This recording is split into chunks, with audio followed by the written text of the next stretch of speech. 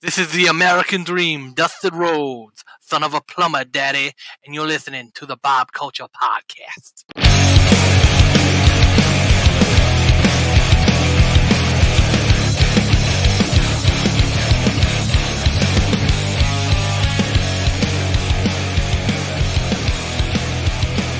All right, ladies and gentlemen, welcome in to a very absolutely epic episode of the BCP Goodness Brother. There are more than 8 reasons right now why we love this guest at this time. Please welcome in a friend, mentor, a pillar of IWTV and the independent wrestling scene. She is the host of Wrestle Tea. She is a multiple-time hashtag wrestling fashion winner. Our good friend, Miss Sam Leterna. Sam, welcome in. How are you?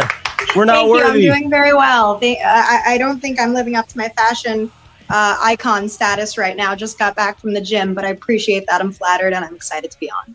No, it's an honor, Sam, and thank you for making the time. Thank you so much. I was so happy to just finally get to meet you. Like I said, I'm not worthy over at Pro Wrestling Magic, and I got a chance to kind of meet you and talk to you. And I think at the time you were going through some kind of life changes and moves and all that, and I kind of talked to you and was like, I've been there. It kind of stinks when you have to reboot everything, but it seems like things are going well for you. How's the move working out and everything? Things are going very well. I moved into my new apartment. I moved 3 houses down from where I was living, and my crazy ex-roommate still lives across from me for another 5 days. So just trying to avoid this person. But other than that, things are going very well. I love my roommates. I love the space I'm in. I think it's really conducive for getting work done at home, different broadcasting projects.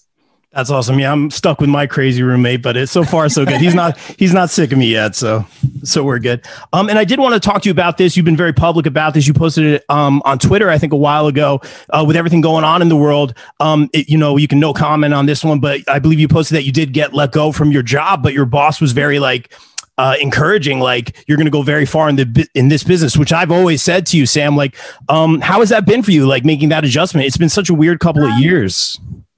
Yeah, I don't know. It's still like a bittersweet feeling being let go because I have too many broadcasting bookings because I'd like to make money. Broadcasting does not pay for my life. The job that I had did help that. But unfortunately, my boss, ex-boss, who is also a friend, had to do what was best for his business. I couldn't work weekends because wrestling is my priority. Sure. So that's that. I haven't been working for the past couple of weeks. I have a little nest egg, so I've been enjoying just relaxing, going to shows for fun that I'm not working on. Happened to go to Beyond Project Dolphin last week or the week before and just enjoy the show. So getting some new experiences on that front, I guess. Yeah, absolutely. And I'm not trying to be hard hitting or anything, but like when I was talking to you over at Magic, like it's all about rebooting. Like I had to do it. Luckily, this handsome took me in, and it's been great. And I get it, Sam. And I wanted to talk to you, obviously, about your goals moving forward because you're killing it right now. You are flying all over the world. Like I keep saying, you are the undisputed future of this business. Not to be cliche, but I got to ask, like, what are the goals here? Are you the next Charlie Arnold? Like, what are the goals right now? This is like really weird to say, but I have no desire to do broadcasting outside of pro wrestling. I've had people contact me for different kind of work, like covering the Tribeca Film Festival, for example. And it's just not my passion. I don't want to do it. Would I do it if it facilitated opportunities within wrestling? Yes. But my immediate goals are just to work at as many places as possible. I'm gifted to be working for 15 of like the top companies in the States right now. But I think the next logical step would be working for a place that does TV level production so that I get used to that, because my end goal is to work for a major company and get a broadcasting contract and contribute to a company in that way. Yeah, it's not a matter of if, just a matter of when and where, Sam. And I truly believe that, not just blowing you up because you're on the show here. But and Sam, I did want to ask you this. You're traveling all over, going to all these different promotions. Like you're synonymous with Indy Wrestling, which is really, really cool. I love seeing your path.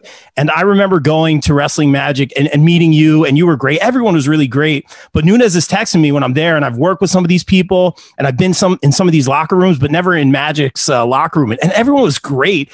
But there was definitely like this first kid or new day, first day at school is the new kid kind of vibe. I'm like, I can't sit at that table. Like all the cool people sit over there, and everyone was great. So I wanted to ask you, like, you're traveling all over the country doing this. Like, do you still kind of get that vibe when you go to new places? I definitely have in the past. I feel like I'm in a very comfortable place right now with what I bring to the table at shows, like, you know, the role that I play. So I tend not to like cower in corners anymore, but I totally understand it. When I was wrestling, I would get really stressed out about shaking everyone's hands and, you know, making sure not to piss anybody off. But now I don't really give a shit because I'm a professional. I don't really piss anyone off. I just do my job. And I'm grateful that I get to work at a lot of places with so many people I know. So there's that point of comfort there, but that happens in time. And that will happen for you too. You already know a lot of people in the Northeastern scene. So as you start, you know, progressing and working more places, hopefully doing commentary, I think that you'll find that you won't be the new kid on the block. You'll get more comfortable. It happens. It just takes a while. I've been doing this since 2015 and I finally feel comfortable. No, you're killing it. And it's so funny you said sitting in the corner because I was literally sitting in a corner with my phone plugged in. I saw you and I was like, dude, don't worry. Like, Pro Wrestling Magic is one of the nicest locker rooms. I love working there. Everyone just knows what their job is, performs, and it's a really safe space as well. Yeah, it was absolutely. And, you know, shout to Jimmy Rye, who did a great job. And I was so excited to like just be on the call with you guys. It was amazing. You know, I was so excited to meet you. You were so just very like comforting and welcoming. And I'm very funny or punny, Sam. Is that cool? And you're like, you know, we need that, like go with that. And I think it was a good dynamic. You know, you guys popped a couple times and I felt very welcome. So it was awesome. And then I saw you studying a lot of commentary this past week, and I had commented on some of your posts, like, who are you studying? So you actually study a lot of commentary from the past and stuff like that. So honestly, I was just watching matches in a non-critical light, but then starting in like December, January, when I delved into commentary more seriously, that's when I started just seeing what different commentary styles were progressively from like the 80s to now. And you see the stylistic changes and, you know, what's important to get over then versus now. And for me, I'm finding that, like I said, Paul Crockett has been both a mentor to me and also just someone whose commentary just rocks play-by-play, I would say, and I'm not afraid to say it, is my weakness. I'm a color commentator right now. So getting to learn from... I respectfully disagree. Your play-by-play is pretty good, but go ahead. But I think Paul has one of the best play-by-play styles and voices in the country. So, you know, getting to study him and also just getting to pick his brain at Beyond and WWR has been great. But I'm also a big fan of, you know, the combo of Taz and Michael Cole, because they're opposite. Okay. So I do tend to watch that too. But yeah, it really just depends on, I go with story. What match has a good story? And then I listen to how the commentators tell that story to the audience. I love that. And Taz is one of my favorites. And it's interesting. Soup bowls, Cole. Yeah, there you go. It's interesting to me because I almost feel like, I mean, and I always say in wrestling, everyone's two people. But the first couple times I did it, or it was like hosting 80s wrestling or whatever it was, the signings, like I felt like I became a persona of myself. Like Rob Williams is this self-deprecating, like baby face, like trying to be funny kind of thing. They keep asking me to come back, which is a good thing. But do you ever kind of feel that way? Like Sam Leterna is a persona in a way, but at the same time, very true to yourself. Honestly, I think Sam Leterna is very much so Sam, real shoot name that I won't say because I don't want creepers. But if you're on Facebook with me, you're on Facebook with me. But if you're not, you're not. But what I will say is that I've tried to be really authentic because I think that translates well to people, both from a broadcasting perspective and a wrestling perspective in general. And I think that authenticity has shown over the past year. And that's why Wrestle Tea has thankfully been able to grow so much. And I've been given so many opportunities as a result of that. So yeah, just being yourself and elevating that when you have to. But I think that I was using kind of a big voice and being very performative. And then I had John Alba actually take a look at my reel and some of my work along with a broadcaster at a famous company. Nice. And they both told me, you got to be yourself. You got to find your natural voice and you have to actively listen. And that changed my whole perspective on everything. So the next interview I had, which was with Daniel Garcia at the time, I didn't plan everything out meticulously. I just listened, and it was one of the most satisfying interviews I've ever had and landed me a little bit of work at Limitless. So I can't complain. So be yourself and find your authentic voice. That's what I'd say. I love that. That's awesome. And shout out to John Alba. He's kind of an Asbury Park, New Jersey guy. He can shred on the guitar too. So shout out to him. I love John. Oh, he's great. And it's funny because like when I'm trying to find, like you said, like play by play or color, I feel it depends like who I'm working with or, where I'm sitting at the table, whatever it is. And again, like you said, the story, I try not to do like that Corey Graves things. I talk to Nunez backstage or whatever and stuff like that. I'll do it with like certain people I know. Vicky wouldn't take a picture with me because she says she doesn't hang out with fives. Like, I'll do those like little things and stuff like that. But do you get a lot of like feedback from like the wrestlers after you do their matches and stuff like that as far as commentary? Honestly, one of the things that I find to be the most validating is when a wrestler says, hey, I really appreciated that. Like you doing that for me on commentary or like giving a great ring announcement or, delivering in an interview that gets buzz. That doesn't happen a lot. And I don't think it's because, they don't appreciate what I do. But at the end of the day, the wrestlers are the focal point of the show. So I've learned to just be humble and be confident in my work. I know when I deliver because it creates other opportunities. So I don't necessarily need the validation from wrestlers or my peers. But I do get it occasionally. I had Becca actually from Scrunchy Squad, love her, tell me that she's like, you're everywhere. Like you're like more famous than some wrestlers. And I was like, I am definitely not, honey, but I am very, very, very flattered. So to get that kind of validation and have someone say, hey, I like your work, or have a promoter want to bring me back is really cool. Cause I don't want to talk too long about this, but sometimes promoters will book me because I'm pretty. And then they realize that I'm good at what I do, which is what keeps me coming back. And I totally realize that is a thing. So I try and work extra hard to prove that I'm not just a pretty face. Hashtag top gal. And I'll say this, Sam, ring announcing, commentating, former in-ring talent. We'll talk about that in a little bit. What is your favorite? What is your favorite to do out of all of those? Oh my gosh. Okay. No pressure. or you can say all of them.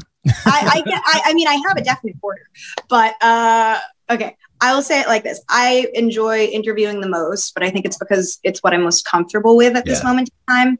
I would say commentary second, ring announcing third, but ring announcing has different benefits from a business perspective. So just depends what you're into. And with wrestling, I'd say right now, that's probably the least of my priorities. I have a very, very soft spot for wrestling, and I respect so much of what people do in the ring, but it's just not for me anymore. I don't want to be associated with wrestling in that way because I'm very much so trying to carve out my own niche within broadcasting. So I don't want to really blur those lines, if that makes sense. Yeah, I think you're doing an absolutely stellar job of all those things. Nooner, what do you got for me, bro? So you're saying that interviewing is your favorite out of all of them. Who has been some of your favorite interviews so far? And who are some of your dream interviews? Okay. So I actually have a pretty solid top three that I tend to say, only because no one else has changed my mind yet. Max Caster. Nice. One of my favorites, just because Max and I, like from a humor perspective, bounce well off each other. And he just gave a really entertaining interview. I really appreciated that from him right before he got signed. So good timing. Right before. Yes. And I would say Krus Dickinson is one of my favorite people to interview, only because Krus will always sit down with me no matter what. Even if I don't air the interview, he doesn't care. He's just down. He's like, Leterna, you got anything for me? I'll do it. And I've asked him some of the most ridiculous things, like who's your wrestling crush? And he just rolls with the punches, even though Krus Dickinson obviously isn't the type to answer those kinds of questions generally. Yeah. So Krus for sure. And then, like I mentioned before, Daniel Garcia, that interview just has a special place in my heart because I feel like I listened to him, he listened to me, and we genuinely connected, not in like a weird way, just, connected from an interviewer and interviewee perspective. And we're both really grateful for that opportunity. And then I know this because when I saw him in Tampa a couple of weeks later, he was just like, I really enjoyed that interview and gave me some compliments, which I don't often get, as we spoke about before, from wrestlers. So those three are my faves. A couple things. First of all, she's drinking the tea. I planned this interview out and I meant to have tea for us and I completely dropped the ball on that. I was no worries. Next time. I really enjoyed your interviews with Darius Carter, who's always a lot of fun. He was surprisingly nice. I didn't mention Darius. Darius is one of my favorites too. He was one of my favorite interviews on the podcast. He was. I thought he was going to kill us, but he was pretty nice. He was amazing. Yeah. And if you let him, he'll just go. and go, yes, and go, and go. Yeah. Yeah, exactly. Nothing gets him rattled. Yeah, that's right. Your interview with Charles Mason was very intense, man. He's fantastic in the ring. Yeah. Big fan of Charles Mason for sure. He's definitely intimidating. We happened to do the interview in something that looked like a trap house. So the ambiance was perfect for, his aura and his, persona. So I'm very grateful for him for giving me that opportunity. Yeah, it's awesome, Sam. And I got to say this, I'm calling your bluff on this one because I posted that we were interviewing you tonight and you got so much love on socials. We got the like from Thunder Rosa, just putting that out there, name drop. Oh, shoot. Yeah, and I saw her commenting even to bring up, like the job situation. And I wasn't trying to be hard hitting or anything, but just like the love and the support you got. And I think she even commented on that. And you're working with Mission Pro, and I can tell, we talked to her like when she was in like the stages of making that an all like women promotion, and she's doing a great job with that. So tell us how you got to work with Thunder Rosa and Mission Pro and your relationship there, because it seems very, very positive. Thank you. Yeah, I would definitely agree. It's a positive relationship that I'm cultivating there at Mission Pro. I've worked 2 of their shows over the past 2 months, one this past weekend. And this whole thing came about because I was actually contacted by a sponsor who wanted to sponsor me at Mission Pro Wrestling, which was so flattering. I'm so grateful for this person, Rob. You know who you are. He's been just a fantastic sponsor, super professional, and he's been sponsoring myself and Masha Slamovich. So I get to go down there and travel with one of my best friends, have a good time, act like a fool with Masha over the weekend, and get to cultivate a relationship with a professional relationship with someone like Thunder Rosa, who's just changing the game for women's wrestling. And she's somebody that's making other women step up to the plate to become better. And that's what we need in pro wrestling. We need people who aren't concerned about, their spot being taken away, because the more you give to others, like the more it will reward you, I think, from a karmic level. And also just, you need the wheel to keep turning. As one of my trainers, Johnny Rods, would say, the wheel turns as people, progress. So her helping women on all platforms, myself, Alyssa Marino, Brittany Houtland, all broadcasters were getting opportunities there. And then also some of the stellar ladies there, like Jasmine Allure, Renegade Twins, Masha, of course, and La Rosa Negra, who's been established. But yeah, Mission Pro is a great place. I would recommend y'all checking it out on Title Match. Love it. Shameless promo. We're all about it, Sam. And, shout out again, Thunder Rosa, who is just like the hardest working woman in the business, not just in wrestling, but for charitable stuff. She came on for the speaking out stuff, she just does everything, tries to help everyone out. And I love to see her supporting you. But throwing it back, I did want to ask you this. We'll do a 2-parter here. Who on the indies would you like to interview? We always do the dream matches with the wrestlers, and then who maybe on the national TV level would you like to interview right now? Okay, so I thought you said 80s instead of indies.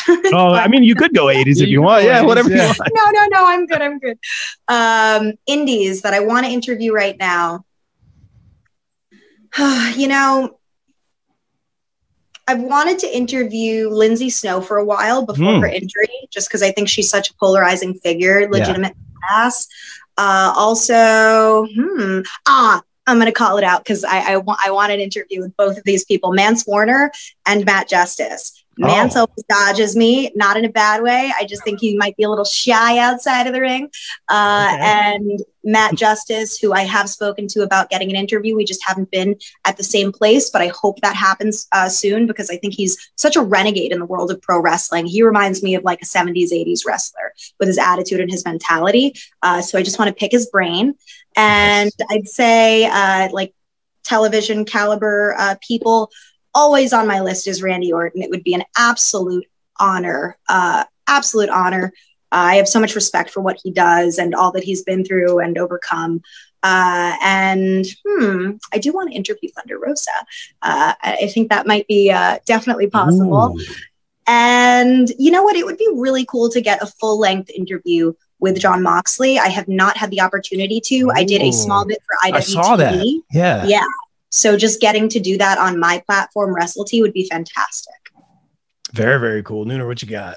So we were actually going to ask about the dog, but we saw the dog walking. Yeah, while you were answering that question. We're big dog people. Oh, dog cameo. We're all about it. Yes, that's our favorite cameo. Aww. She's just trying to eat my mac and cheese. I mean, that's fair though. So tell us about the dog. Well, her name is Tata. I got her a couple of months before I left to Calgary to train with Lance Storm. So she's literally been with me from the beginning of this like crazy journey. I took her to Canada when she was like 6 months old. Lance even like offered to let her come to training, which was a no-go for me personally, but he was a fan of my dog and met her on the first day that I was out there. And she's just awesome. Brought her to a couple of shows, but she's a little bit of a wily beast. So I leave her with my mom when I travel.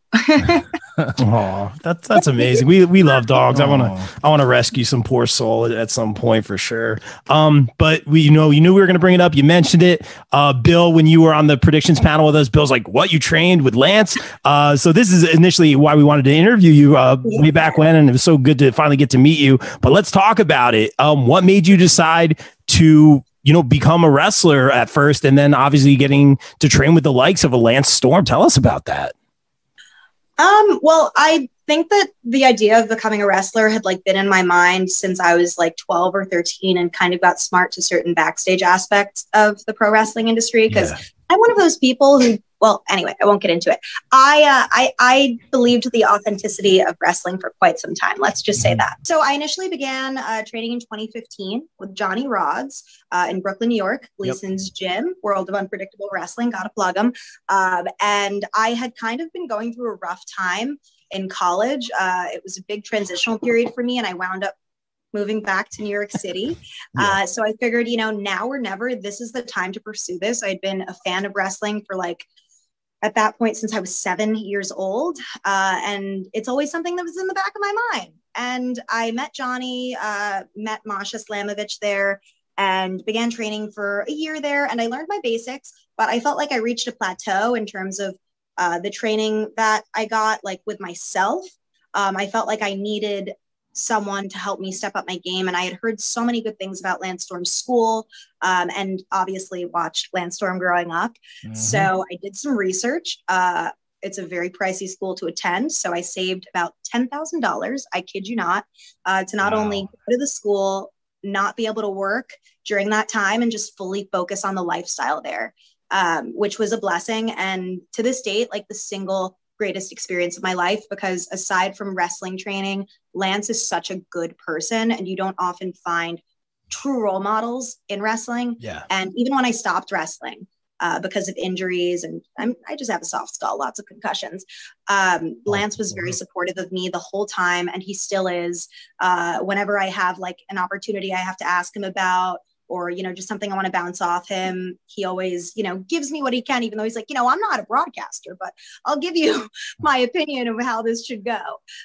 So yeah, Lance is awesome. And training in Calgary, I got to train with a couple of people who, if you watch English wrestling or British wrestling, you might know Darren Kearney from More Than Hype. He's great. He will be in the States at some point. Look him up if you don't know him, Darren Kearney. And then also Brian Pillman Jr. was in my class. So Brian and I became really good friends. We're still friends now. I'm so proud of everything he's accomplished. So getting to train with those two people who've gone on to just continue their training was really awesome. And yeah, I would recommend Lance to anybody. Do his online sessions. He doesn't have a school anymore. Oh, it's online now. Oh, wow. Awesome. Yeah, he's doing online coaching, and I know a couple of people who've gotten his coaching, and they certainly get their money's worth. They'll get like 4 pages of notes and like a full hour, and he'll like stay on even past the time, because that's how much he cares and loves wrestling. So yeah. Hey, it's Lance Storm. It's worth it. That's awesome. It's good to hear that he's a good human, which I like to hear in wrestling a lot. That's the most important things for sure. But you mentioned watching Lance growing up. Who were like your guys? Who were your girls? Like who really got you fired up for wrestling? Oh my God. So when I was a kid, this is embarrassing. No, I had a really big crush on like Billy Kidman. It's a great answer. Billy Kidman is so underrated. He should have been a way bigger star than he was. That's a great answer. I've always said like that. Tremendous cruiserweights. Oh, he's one of my favorites. I really enjoyed them. I would also say Randy Orton. Obviously, I've been there since the beginning. Nice. So embarrassing. I can't believe I just said that out loud. What's your favorite variation of Orton? What's your favorite variation? You like the Legend Killer? You like Evolution Orton? I am a traditionalist, and I I love Evolution Orton as well as the beginning of the Legend Killer Orton. Yes, that's my favorite era. Oh, me too. I mean, he was just such a classic heel, and the Legend Killer thing, I don't think it could have been done by anyone else, especially with Undertaker. But yeah, Orton as well. I really liked Test. I liked Edge, Eddie Guerrero. Eddie's one of my favorites. Well.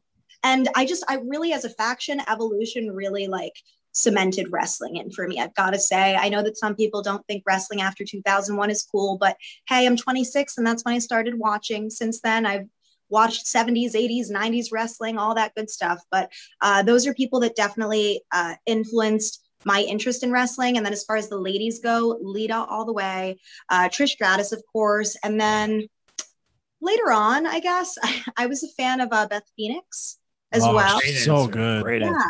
And then just in recent years, Sasha Banks, of course. She just does so much for the industry, and she's elevated women's wrestling so much. She's such a natural talent, and you can tell that she really loves it. So lots of respect for her. So those are some great answers. Billy Kidman. I think that's the first time we got that answer. We were watching Kidman and Mysterio matches a couple months ago. Because I was showing them old WCW Rey Mysterio matches. And when him and Kidman were teaming up and they were wearing the overalls, and Kidman was the first one that made the jorts cool. That's before Cena. So. Yes, he did have the jorts. I remember this. And this was when Mysterio also had like the Riddler type. Like that question mark. Yeah. You know, but Sam, thank you first again so much for a few minutes of your time. We want to be very respectful because we know you're flying all over the country. You're working for every promotion. We'll say it right now. You are the future of this business. Things are going to go great for you. I said this to you when I met you. You know, things happen in the universe for a reason. You're going to go very, very far. So before we get out of here, we got to ask you this one, Sam. What advice would you have for some up and coming commentators like myself, maybe some young girls that want to be broadcasters growing up? Any advice coming from someone who's killing it right now on the independent scene and is going to kill it on the national level very soon? Thank you. I certainly hope so. And it's kind of weird to be asked for advice since I've only been doing this a year, but I have learned a lot in a year. So I'll say, I think that with broadcasting, the number one thing is going to be networking along with honing your craft. So network, become friends with the wrestlers, be useful at promotions. And just know everything. Don't just interview, don't just ring announce, don't just commentate. The breadth of things that you're able to do will get you work. You know, like I think especially on a national level, a lot of women and men that are being hired right now are coming from outside of wrestling, which puts them at a disadvantage. So if you are someone who makes your way, you know, up the ranks in the indies as a broadcaster and you know everything, you are a very good long-term investment for a big company. That's how I think of it, at least. And that's how I'm trying to position myself for the future. So just more specifically, I guess I'm not going to give any advice for commentary because I do not think that I'm in a position to. Maybe a year from now when I'm much better, we'll see. But as far as ring announcing goes, I have had sore throats many times because I didn't breathe well. So use the diaphragm, learn how to breathe from your diaphragm. That's the most important, I think. And the show's not about you. It's about the wrestlers unless they want you to MC. Best advice I could give. And then with interviews, like I said earlier, actively listen. Find your own voice. Don't talk like this and be like, hey, how's it going, Triple H? You know, it's nice. So just be yourself. Not that I've ever interviewed Triple H, but be yourself and research people. Don't ask the same questions. Wrestlers hate that. This is the number one advice for interviewing.